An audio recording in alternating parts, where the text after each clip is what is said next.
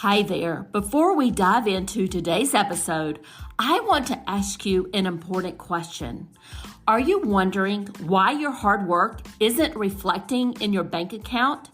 If so, I've got something that could change the game for you. With my Digital Product Accelerator one-on-one coaching program, I'm on a mission to help entrepreneurs like you bank consistent revenue without sacrificing your time or sanity. Imagine shifting from 90% client-facing work to enjoying consistent revenue from your digital products, all while reclaiming your time. You already know that you don't need another course, and a one-size-fits-all approach isn't going to cut it.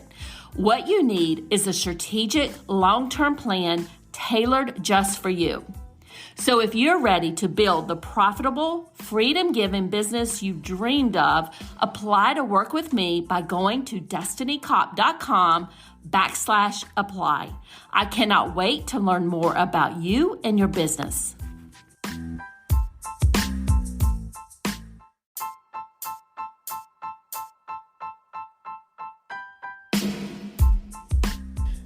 Welcome to the Course Creators MBA podcast. I'm your host, Destiny Cop, and today I have a special bonus podcast episode for you today. And we're going to be talking about 3 easy steps to sell your online course with SEO. And I have an SEO expert to walk us through all of this. And I want you to listen in for her tips on how to optimize your online course sales page for Google. And she's going to give us an insider tip on how to handle courses that may not be open all year round. Let's jump right in.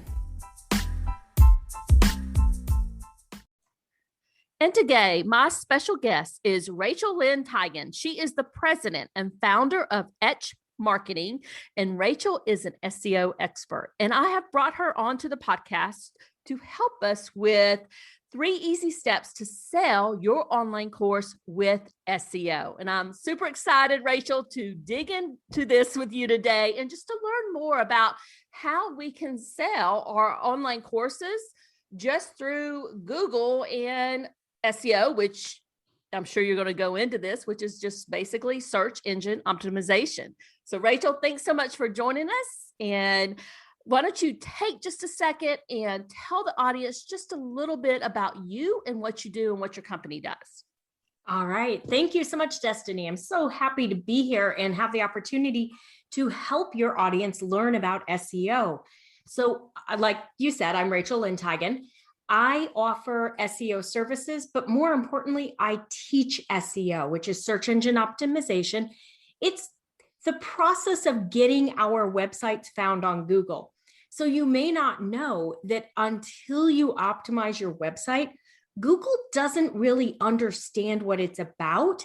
So they're not as likely to show you when people search for things related to you. So by optimizing your website, you make it easier for Google to understand what you're about, which means they show you to more people. So you get more traffic coming to your site. And the amazing thing about SEO is it's people who are looking for what you have to offer. They are literally going to Google and typing in things that are related to your business. And then Google is popping your website up there as a result. And they trust those natural search results more than they trust an ad. So really understanding and unlocking how SEO works is huge, especially within something like an online course builder community. So I just want to kind of dig into this a little bit more and ask you a couple of questions here. So thinking about this from an online course person, online course creator, we have our website and we have a sales page for our website. So when we talk about this today, are we talking about optimizing our website or optimizing our sales page for our website? In all honesty, we're going to talk about optimizing all of it. We should be optimizing our website, our sales page, our opt-in pages, and our blog, because every one of them is an opportunity to be found in Google and have more people come to our website to learn about our course. So we want to optimize all of it. Where we're going to start today, let's start with talking about our sales page, because that's a really good, powerful tool. but you can use these strategies on every page on your website and blog. Okay, so that's a very good point. So what you're going to cover today, we need to think about all of these steps that you're going to cover for a blog post that we put out, or just anything that we're doing on our website. Absolutely. The better optimized your entire website is, the better results you will have from SEO. Okay, I'm excited to dig into this. This is one of kind of my I will say this is a subject that I know a little bit about, but I definitely don't consider myself to be an expert in. So I'm hoping I'm hoping that I can also learn some stuff here. So what is step one? We're going to talk about 3 easy steps to selling your online course with SEO. Rachel, what is the step one we need to, think about? The very first thing in step one is to start brainstorming those keywords that might be used on your sales page, your homepage, keywords you might use for blog posts. So since we're going to talk about our sales page, let's talk about keywords for the sales page. So what is your ideal customer searching when they're looking for a solution like an online course? And let's just pretend you have an online course on baking cupcakes. So what would they be looking for when they're searching for how to learn how to bake cupcakes, or online cupcake baking program, online cupcake decorating program? So you're going to want to brainstorm for a few minutes. And what I teach my students, I teach online SEO for course creators. So what I teach is, how do you come up with these terms? So you think about your ideal customer, the who, what, why, where, when, and how. Answer those questions. Who are they? What are they asking? Why do they want to know it? How do they want to learn it? All of that will get you started and help you start brainstorming. Once you have a list of, I would say for a sales page, let's look for maybe 10 keywords that we could potentially use. Then I'm going to want you to go over and use a keyword research tool. The one that I really like, and I know it can feel a little difficult to use, but it's the Google Keyword Planner. And the reason I like that is it's direct from Google. It's free. There's no limit to the number of keywords that you can research. Some of the other paid tools have free versions, but they'll only let you search 3 keywords a day. If you've got a list of 10, only being able to search 3 keywords a day means you're going to be 4 days till you have your answer, and that's too slow for me. So learn how to use the Google Keyword Planner. You will have to set up an account like you were going to do an AdWords ad. You will have to put your credit card information in there. You do not have to ever run an ad, okay? Just, you have to set it up, but you do not have to use it. You do not have to run an ad. Research those 10 words. So you're going to put them in there. You're going to see what the search volume is. It's also going to give you additional information like the cost per click and the competitiveness. That's all related to paid search. You don't have to worry about that part of it, but I do want you to take note of the competitiveness. Because if a word is highly competitive for paid search, it's also going to be highly competitive for natural search, for SEO. So you're going to want to look for the keyword that has the highest search volume and the lowest competitiveness, so lower, medium competitiveness. So that's your first step for keyword research. The next step within keyword research, I want you to take whatever term you've identified as your best opportunity, so the most volume, the smallest competitiveness, and I want you to put that term into Google, and I want you to look and see who ranks on page 1. And the reason we have to look at who ranks on page 1 is because nobody is going to page 2. Think about your own search history. When's the last time you went to page 2? 99 point some percent, it's like 99.7% of searchers never click to page 2. So you got to rank on page 1. So who's ranking on page 1 and how similar are you to them? Are they competitors? Are they people you are familiar with? Or are you familiar with them because they're very big brands? If they were a retailer, would they be at the mall? So I want you to look and find a keyword where the websites that are ranking on page 1 are very similar to you. They are competitors to you. They look similar. They feel similar. All of that. That's your first step, is to really identify that keyword. Now, I teach a much more involved process in my course, but this will get you started and help you get on the right track. And this is really important because if you choose a keyword that's too big for you, you will not be able to rank for it. You will not be on page 1. And like I said, 99.7% of people don't click to page 2, which means being on page 2, 3, 4, 5 doesn't count. So spend extra time. This is your most important step of everything you're going to do to optimize this sales page. Okay, so let's assume that you've come up with that best opportunity, if you would, that you were talking about. And is there, I'm trying to figure out how to word this. Is it, depending on what you do, is it easy to get on page 1, or is there a lot of things you need to do to get your sales page ready to get there? So just choosing the keywords not going to get you there. There's some stuff that we have to do on that sales page, but as long as you've chosen a keyword that you can rank for, we should be able to get you to page 1. As a test case study, I did a new sales page for my course, and within 30 days, I had hit page 1. So as long as you choose the right one and you follow the steps that I'm going to teach you, you should be able to get to page 1. It may not happen as quickly as it did for me. I was honestly surprised that it was within 30 days, but it will start to happen. Okay. So are we ready to move to the second step? Absolutely. Okay. If you're ready. What's the second step there? Okay. So now we've got our keyword. We've identified the number 1 keyword. And the next step is you're going to create a landing page or your sales page. So you're going to write your sales page. Now you want to make sure that you leave your sales page up all year. And I know this goes against a lot of the advice that you receive for online course businesses, and you have to do cart close and cart open. And I'm not saying that you can't do that. I'm just saying you need to have a dedicated page for your course that you leave up all year.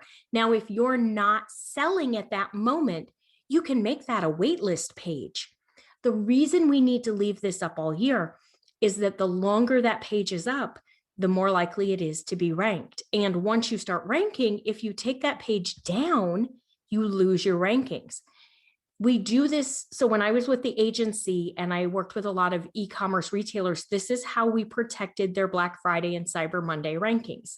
Those are very competitive keywords. Those are things that they want to make sure they have.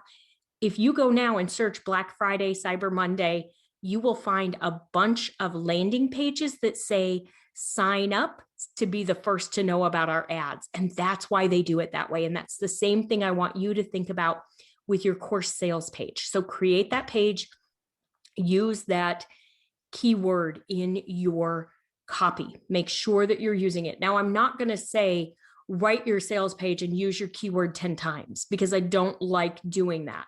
What I'm going to tell you is write your sales page, answer the questions that you need to answer, make sure you have the information for your customer, and then go back and read it out loud to yourself. You will see where you have naturally used your keyword. And if you have used it too many times, it's going to feel weird when you read it out loud, and you'll know you need to edit. If you haven't used it enough, you'll see where there are opportunities to edit it and add it back in. So I don't believe in use your keyword X number of times. I believe in writing for your customer. You'll get better results and you'll use your keyword. Don't even worry about it. And I think people have called that in the past, like keyword stuffing, if you would, is what yes. Yeah. So we definitely don't want to do that. But I absolutely love the tip that you gave about keeping the sales page up all year round. And if you're not open for enrollment, because we know that a lot of courses that we have, maybe even courses that have group coaching programs in them, we open them up at certain times and close them, just have that wait list on there. So I think that's a really great tip for us. Are we ready to move on to step 3? We are. Okay. So now we've chosen that keyword. We've created that perfect landing page. Now what we're going to do is optimize that page, and you're going to use that keyword in your optimization elements. So this is where we tell Google what we're about. So your optimization elements, you're going to create a title tag, and you're going to edit that. If you're on WordPress, you're going to edit that in the Yoast SEO plugin. If you're on Squarespace, it's in the pages section. You'll find out, you probably know where to do that. So you're going to add a title tag. Your title tag is the first thing that someone sees in the search results when they're looking at your listing. So you want it to be enticing. You want them to click on it. You want them to understand what that page is about. It's your first opportunity to catch their attention. But there's some challenges here. It's a maximum of 60 characters, and that includes the spaces. So you don't have a lot of room to work with. You also need to make sure that you're including that most important keyword and your business name. Now, here's a bonus, like pro tip that I like to share. If you can find a way to include a call to action term, shop, find out, learn, discover, buy, something like that at the beginning of your title tag, we actually see up to a 30 to 35% increase in the click-through rate. So a 30 to 35% increase in the number of people who see that, who click on it versus not clicking on it. So if you can incorporate that call to action, that's huge. The next thing that you're going to want to do is to create a meta description. Now, a meta description is a sentence format. It's 1 to 2 sentences. It's very short, but it should give a little more information about that page. You really want somebody to want to click because they feel like they're going to find the information they need. Your meta description is a maximum of 160 characters. That includes spaces, and it should include your primary keyword. So you're going to want to write that. You're going to want to test both of those to ensure that you are within the right boundaries for it and following best practices. That way you have control of what Google shows for your page. Then a bonus that you can do is to optimize your image file name. So all those pretty pictures that you put on your website or on your sales page, Google can't read the text that's on them. So if you have text on them, it doesn't do you any good. It's good for your consumer, but it's not good for Google. But Google can read your file names, and that's another way that they can better understand what your page is about. Use your core keyword, that most important one that you chose. Put dashes, not underscores, dashes in between the words, because Google reads dashes as spaces. Now, if you want a bonus tip, you want to be able to be found in Google image search, go ahead and add your business name there. So keyword with the dashes in between it, business name with the dashes in between it. And it doesn't matter if it's a long file. I have some crazy long file names with like 6 and 7 words. It doesn't matter because they're optimized for the keyword and the business name. And then that way it shows up. So if somebody's searching your business name or they're searching the keyword, either way, you have a better chance of showing up. You will have already created your copy in step number 2. You will have gone through, you should have optimized it in step 2. That's what I had you do as you went through to determine, had you stuffed it, had you used your keyword too many times, or had you not used it enough times. So by doing those 3 steps, you should have a page that is ready to rank in Google and send traffic to your website for free. I love the tips you gave us in step 3, particularly about the one about the images. I've never done that before on any of the images in my website. And I wish I'd known that. Now I have hundreds and hundreds of images that don't have that in there. So thank you for that. So the title tag, the meta description, and then the image file names, that is a great tip. Anything else that you can think of, Rachel, that would be good for the audience to know about optimizing their sales page for SEO? I think that's really those are the main points for optimizing your sales page. The one thing I want to say back just a second ago to what you said, Destiny, about not knowing about that. So sometimes that happens. You learn something and you're like, oh my gosh, I wish I would have done that. Just start now. You don't have to go back and change everything. Start now and you'll start to see the results. If you really want to go back and make a change, look at your analytics and determine which pages are driving the most traffic, which are the most popular, and prioritize based on the ones that are getting the most traffic. That's some good advice too. I know occasionally I'll go into my Google Analytics and try to figure out, what blog posts are driving the most traffic or what podcast episodes that I've done are driving the most traffic. So I'm going to definitely do that. And actually, Rachel, I have some action items coming out of our session today. I'm going to go check all my sales pages and make sure I've done all 3 of these steps for them. And thank you so much for joining me today and giving us these 3 tips on how we can optimize our course sales pages for SEO. You're welcome. Thank you so much for having me here. This is my absolute favorite subject, SEO and online course creators. You couldn't make this girl happier. Well, before we end, can you let the audience know where they can find you and where they can find that SEO course? Yeah, absolutely. So you can find me at my website, which is etchedmarketing.com. I do have a free SEO class that'll get you started. It's right there on the homepage. And then Simple SEO is my full SEO program that's going to teach you everything we talked about, but teach you why Google works the way it does and what you need to do. And it teaches you my fail-safe method for choosing the right keyword for every page and verifying that you can rank for it before you get started. Saves you a lot of time. You can find out about that on the website as well. And there's a number of different freebies for you. There's an SEO checklist, a quick start guide, a marketing plan template, pretty much whatever you need, blog idea guides. It's all there for you. And Rachel, we'll make sure that the link to your website is in our show notes so people can click on it and find you. Wonderful. Thank you. Thanks so much. Thank you so much for joining us today. If you love this podcast episode, we'd love for you to rate and review the podcast on Apple Podcasts or your favorite podcast platform and show us some love there. Have a great rest of your day and bye for now.